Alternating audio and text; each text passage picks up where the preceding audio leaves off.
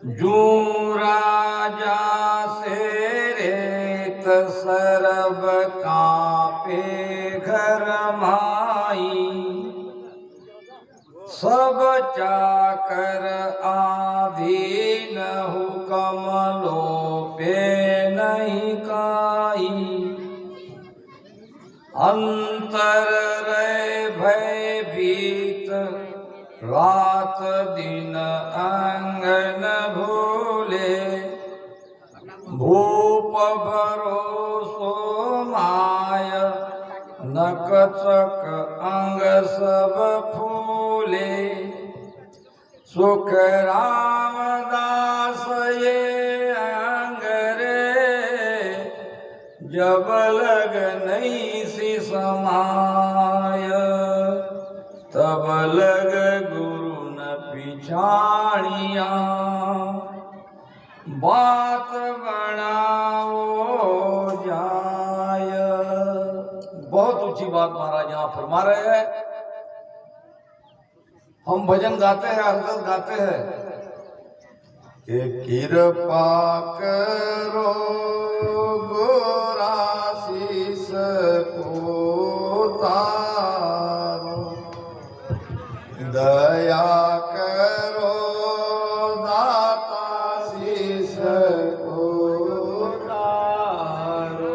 बर्म कर मन ममता मारो, बर्म कर मन ममता मारो। कृपा करो गोराशीष को तारो, कृपा करो दाता शीश को तारो। यही तो गाते हैं और गाना भी चाहिए कि सदगुरु की मेहर हुए बिना जीव परम गति को प्राप्त नहीं कर सकता। मगर सदगुरु की मेहर कैसे हो कि मेरी मेहर बिना कोई हंसो, अमर लोक नहीं जावे जू कोई। मेरी मेहर बिना कोई हंसो, अमर लोक नहीं जावे जू कोई ज्ञान न सीखे गुरु बिन, कोट कर्म कर आवे।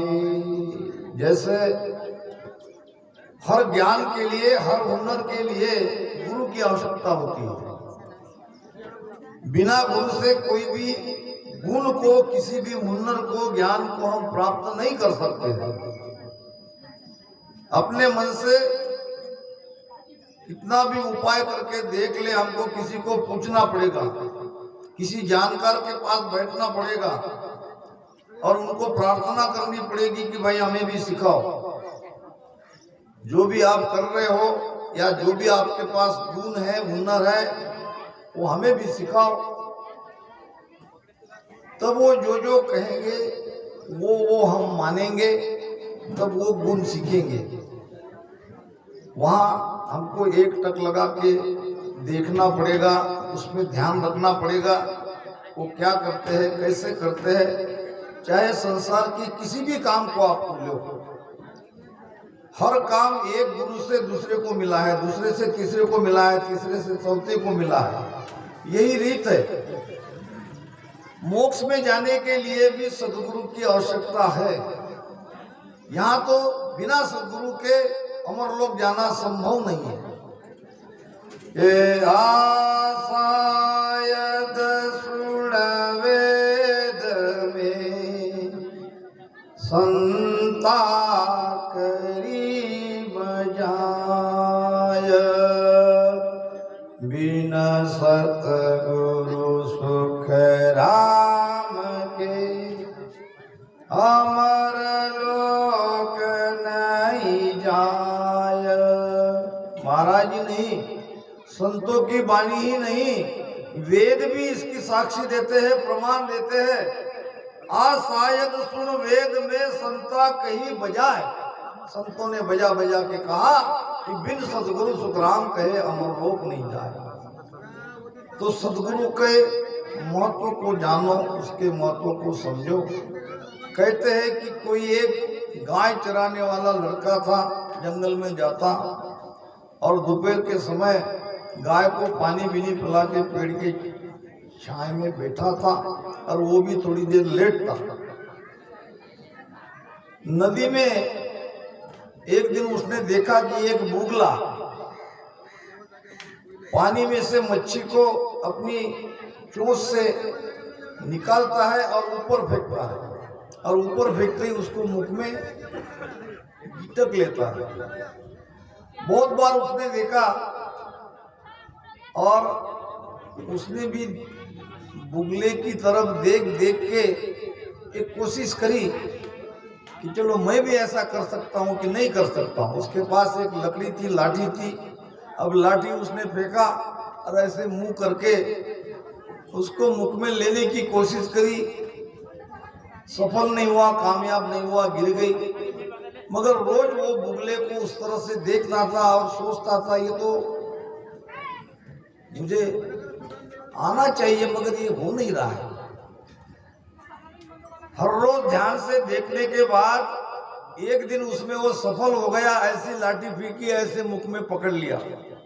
फिर क्या था, रोज की प्रैक्टिस, रोज का शराब, और आराम से कैसे भी फेंके आड़ी टेढ़ी और वो बराबर मुख में पकड़ लेता था। यानी बुगले से उसने वो कला पूरी तरह से धारण कर ली और वो लाठी पकड़ने लगा। एक दिन गांव में एक कलाकार आया जो लाठी को लोहे का तीखा तीखा ये लगा के वो कला दिखा रहा था। और तो बहुत सारी कला उसने दिखाई, मगर ये कला विशेष थी।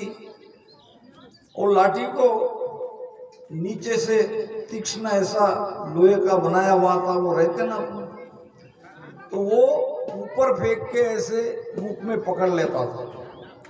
जब वो कला बताता था, सारे तमाशा देखने वाले गांव के लोग तालियां बजाते थे। मगर ये जो लड़का था जिसने ये खेल देखा था, वो ताली नहीं बजा रहा था। कलाकार ने उससे पूछा, क्यों भाई तुम ताली क्यों न बजाए, क्या तुमको मेरा खेल पसंद नहीं? उस लड़के ने कहा, इसमें क्या ताली बजाने की, ये तो मैं भी करता हूँ, तुम भी करते हो, करके बताओ। अब उस कलाकार ने कहा कि ये लड़का भी ये खेल बताएगा। और लड़के ने वो लकड़ी ऊपर फेंकी और मुख में ले लिया। और अब कलाकार आश्चर्यचकित हो गया। उसने कहा, आपका गुरु बताओ। लड़के ने कहा, मेरा कोई गुरु नहीं। अच्छा, इतनी जबरदस्त कला, इतना ज्ञान बिना गुरु के तो संभव नहीं है। मन में मन उसने कहा, फिर भी ये गुरु कोई नहीं कह रहा है, ऐसा तो होना संभव नहीं है। उसने कहा, दोबारा करके बताओ। दोबारा लाठी ऊपर फेंकी। अब वो मुख में आने की बजाय सीधा भाला छाती में घुस गया। अरे भाई, तुम तो बता रहे थे कि मेरा कोई गुरु नहीं है। अगर गुरु का नाम ले लेते, जिससे भी तुमने सीखा या जिसकी तरफ देख देख के सीखा, वो सब गुरु ही तो हुए। गुरु की महिमा न करने से, गुरु का नाम न लेने से वो भाला सीधा उसकी छाती में धंस गया। कहने का मतलब, गुरु के सिवाय संसार का कोई हुनर, कोई कार्य हम कर नहीं सकते। और यहाँ तो मोक्ष की बात हो रही है, और मोक्ष की बात हो रही है। यहाँ तो सदगुरु की मेहर के बिना संभव नहीं है। के मेहर भई सतगुरु की तादी, सताऊ दे घट होई। मेहर भई सतगुरु की तादिन, सता उदय घट होई। वो सता घट में प्रकटती है। जब सदगुरु की मेहर होती है तब सारा शरीर कांपता है, धूलता है। अब इतने से काम नहीं चलेगा, ये तो केवल सत्सबर नियंत्रण कुदरत तला प्रकट हुई। अब तो असली बात वहां से शुरू होती है। अब तो शब्द के साथ सुरती को लगा के नाभि में सांस उसास में प्रेम पूर्वक राम राम करते करते एक एक कमलों को छेदन करते करते अमरलोक में जाना है। यात्रा अनंत की है, इतनी जल्दी हम वहां नहीं पहुंच सकते, मगर प्रारंभ जरूर हुआ ये कह सकते हैं। अगर केवल 52 अक्षर का 20-20 नाम सांस उसास में रट ही रहे, उसमें कोई प्रेम नहीं है, विश्वास नहीं है, भाव नहीं है और भीतर में कोई अनुभूति नहीं है, तो भी यात्रा प्रारंभ नहीं हुई, ऐसा समझना चाहिए। तो कैसे सदगुरु की कृपा होती है? क्या वास्तव में हमने सदगुरु को जाना? क्या सदगुरु के महत्व को समझा? ये महाराज यहाँ समझा रहे हैं कि जो राजा से रेत सरब कापे गरमाई, सब चाकर आधीन हुक्म लो पे कुछ नहीं। जैसे पुराने जमाने में हमारे भारतवर्ष में कहते हैं कि 2000 संस्थान थे, 2000 के ऊपर राजा थे। ये देश राजा महाराजाओं का था। फिर परकीय आक्रमण हुआ और फिर उन्होंने हम पर शासन किया, फिर ब्रिटिश शासन आया और उसके बाद में आज हम स्वतंत्र हुए। तो ये उस जमाने की बात है। हर एक राज्य का एक राजा हुआ करता था। राजा ही उनका भगवान, राजा ही उनका मालिक, राजा ही सब कुछ। राजा की चाकरी करना, राजा की आज्ञा में रहना, राजा जैसे कहे वैसे मानना और सब कुछ राजा पर निर्भर करता था। राजा का ही शासन था, राजा के ऊपर किसी का कोई शासन नहीं, जो कहे वही होगा। तो उस जमाने में रेत नाम प्रजा, जो राजा से रेत सरब कापे घर माई। राजा तो रहता था अपने महल में, राजमहल में, और रेत नाम प्रजा रहती थी अपने अपने घर में। घर में रहते हुए भी राजा से कांपती थी, डरती थी, धूसती थी। क्यों डरती थी, क्यों कांपती थी? राजा के प्रति इतना गहरा भाव था। कहीं राजा की नाराजगी न हो जाए, कहीं राजा क्रोधित न हो जाए, कहीं हमें दंड दे दे, कहीं हमें कैद में डाल दे, तो हर समय 24 घंटे वो चेक रहते थे, सावध रहते थे। ध्यान का अर्थ तो यही है। एक राजा था और उसका एक बेटा था। अब राजा ने अपने बेटे को एक गुरु के पास भेज दिया। अब बेटे को मजबूरन जाना पड़ा कि भाई मैं ये अध्यात्म की शिक्षा लेके क्या करूं। कहीं और जगह किसी तलवार चलाने वाले के पास या किसी शस्त्र चलाने के पास भेजते तो समझ सकता था, मगर गुरु से मेरा क्या संबंध। मगर मजबूरन लड़के को जाना पड़ा। जाते ही गुरु तो गुरु थे, उसने कहा अपने आप को कभी राजा का बेटा नहीं समझना। अगर यहाँ मेरे पास तुम्हारे पिताजी ने यानी राजा ने भेजा है, तो अब मैं जैसा कहूंगा वैसा ही तुम्हें करना पड़ेगा। न चाहते हुए भी लड़के को उस गुरु की बात माननी पड़ी। उसने कहा जी हाँ कहो, अब तुम्हारे सानिध्य में रहना पड़ेगा, तुम्हारी ये बात माननी पड़ेगी, कहो। तो आज से आश्रम की साफ सफाई तुम्हें करनी है, आश्रम में पानी लाना है, जो भी काम है वो तुम्हें ही करना है, यहाँ तक कि भोजन पकाकर भी मुझे खिलाना है। अब तो लड़का बड़ा परेशान। राजा का कहाँ लड़का, इतना बेटा, कभी जिंदगी में काम नहीं किया, सब कुछ तैयार मिला, कई नौकर चाकर, और यहाँ तो एक नौकर बन के रहना पड़ेगा।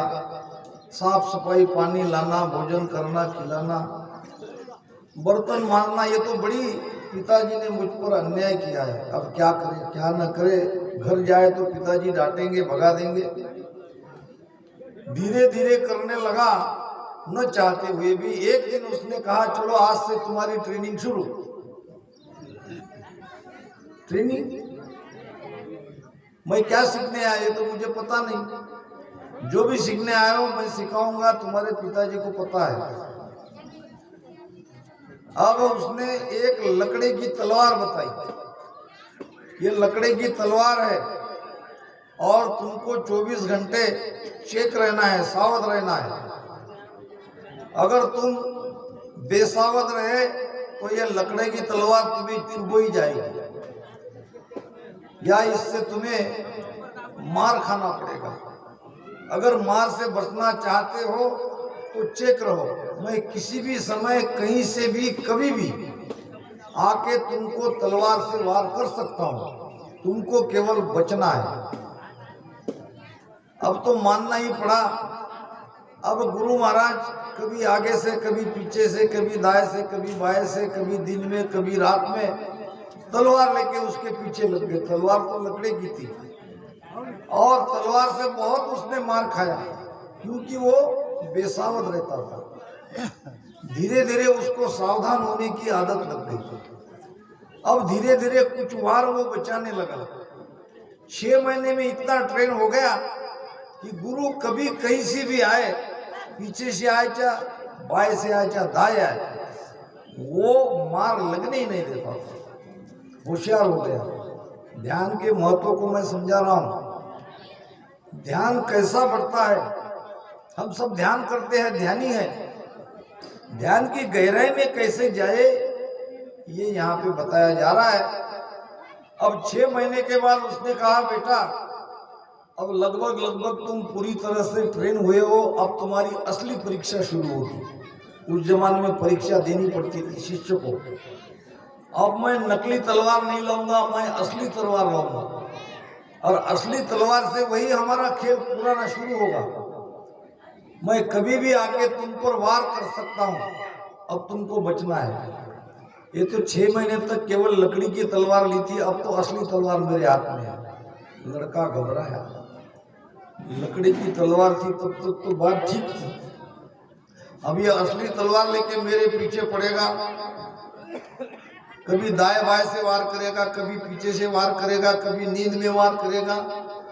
अब वो न ठीक से सो पा रहा था, न ठीक से समझ पा रहा था इस बात को, मगर धीरे धीरे भीतर में वो ताकत उसके अंदर आ रही थी, सहने की, ये कला को जानने की, समझने की, बचने की। अब गुरु ने कोशिश करी मगर ये तलवार लगने नहीं दिया, ये सावध हो गया। 24 घंटे ये सावधान था। अब गुरु ने लाख कोशिश करी, रात में कभी भी किसी भी पहर में जागकर वो तलवार लेके उसके पीछे लगता तो उसी समय वो तलवार का वार चुका देता था। अब ऐसे 6 महीने बीतने के बाद गुरु ने कहा बेटा तुमने सारा ज्ञान ही सीख लिया, अब तुम्हें कोई हरा नहीं सकता। मारने से ज्यादा बचना जरूरी है। अब हम ये जो भजन कर रहे हैं सांसों सांस में, तो मन का वार, मन भी एक तलवार ही है हमारे लिए, वो हम पर कभी लगना नहीं चाहिए।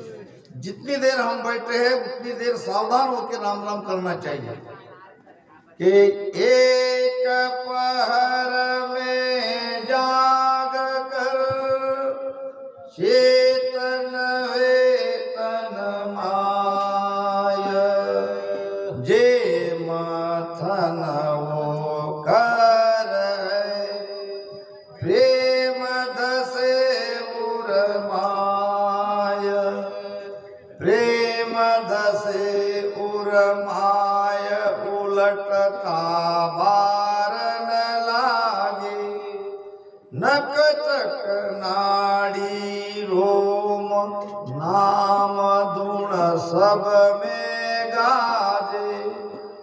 सुख राम कहे गुरु मेरे रे, जो रुतवंती भाय। एक पहर में जाग कर चेतन वेतन माय। कैसे भजन करना है? सुबह मुझे आके रितेश ने पूछा, अब यहाँ तो अभी समय नहीं मिलेगा, मगर आगे की सत्संग में तो जरूर उसे बताया जाएगा। अर्जुन सुबह 5 बजे के पहले मेरे पास आके बैठ गया। मैं तो उठने के पहले भजन चल रहा था। 5 बजे से 6:30 7 बजे तक उसने भजन किया, मगर वो कला नहीं जगी। और उसके बाद में 2 और हमारी बिटिया आई और बहुत बढ़िया भजन वो करने लगी। हमारे दयाराम जी बापू, उनका भी बढ़िया भजन चल रहा था। नहीं हुआ तो अर्जुन का नहीं हुआ।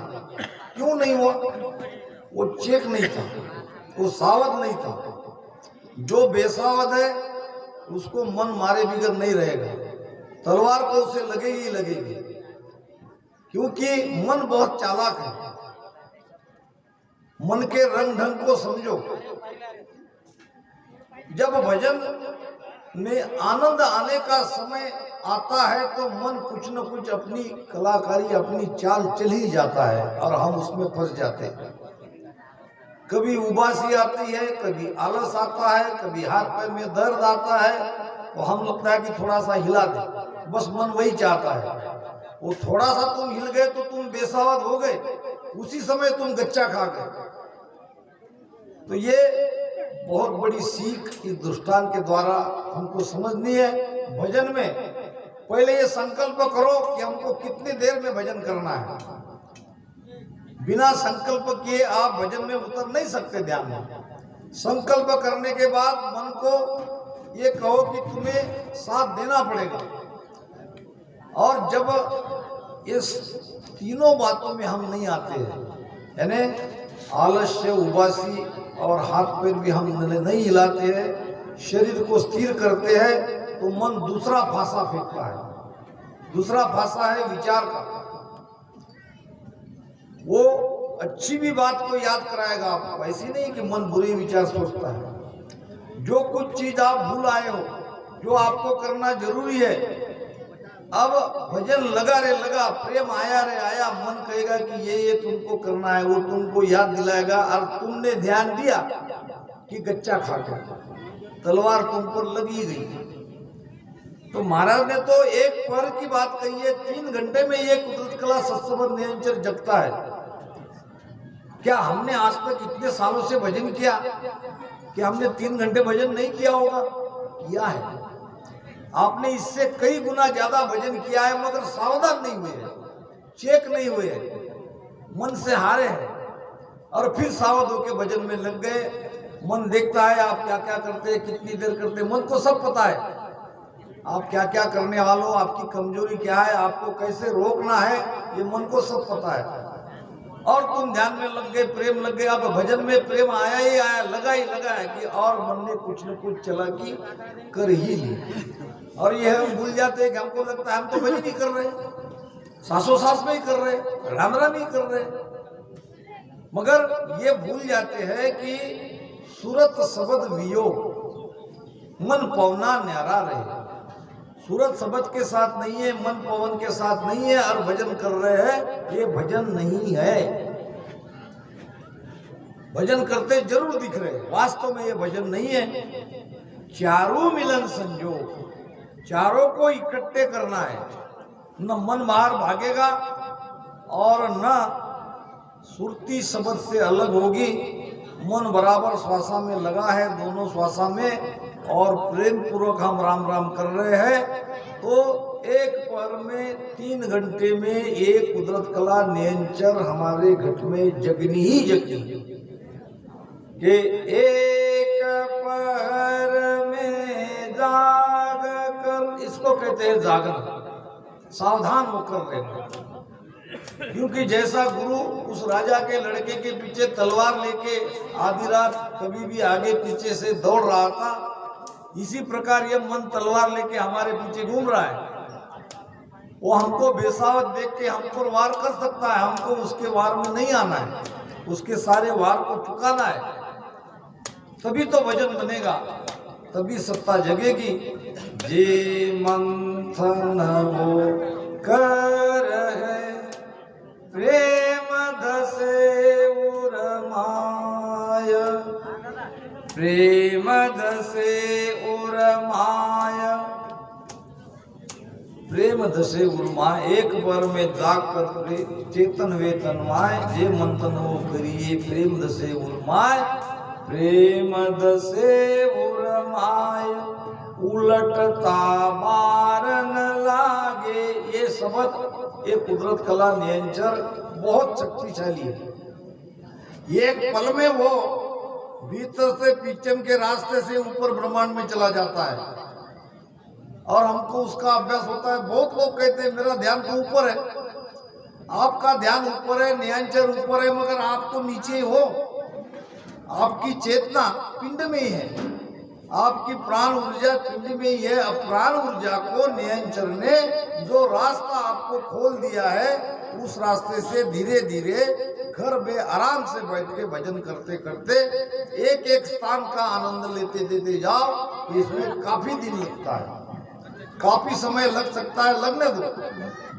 मगर ऐसा नहीं रहे कि हमने कंठ का अनुभव नहीं लिया, हमने हृदय का अनुभव नहीं लिया।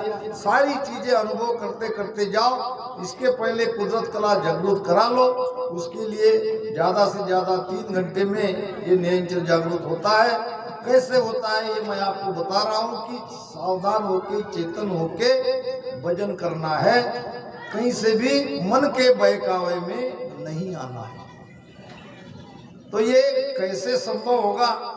तो महाराज कहते हैं, प्रमाण दे रहे हैं, जैसे प्रजा राजा से डरी हुई रहती। अब राजा तो ऊपर महल में अपने गढ़ पर है, प्रजा तो नीचे है, और कई गांव में प्रजा हो सकती है। मगर राजा को अपना मालिक मान के रात दिन उससे डरे हुए, सहमे हुए रहते हैं। इसी प्रकार सदगुरु से हमको डरे हुए रहना चाहिए। महाराज फरमाते हैं कि सुख राम गनर हून को, कि सुख राम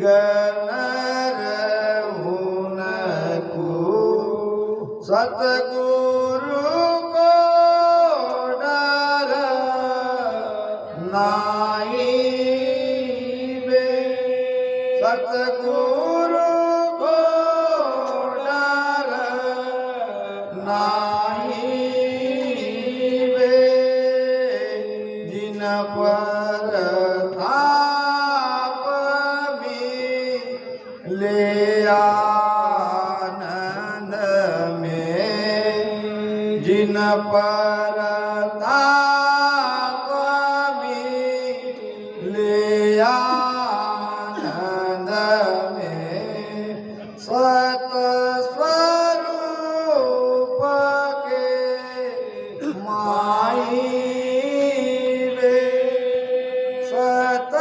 स्वरूप के माई रे, देखो रे देखो साधु माता जगत की, देखो रे देखो साधु माता जगत की, हर को जाने भोला रे, हर को जाने भोला रे, लल पाल कर केरी जाय रे,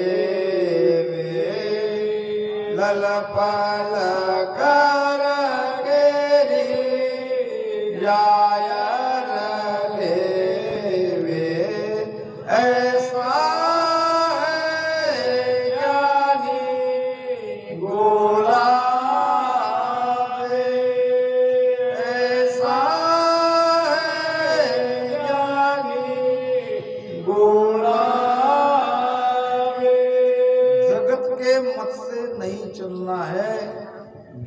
के मत से चलना है।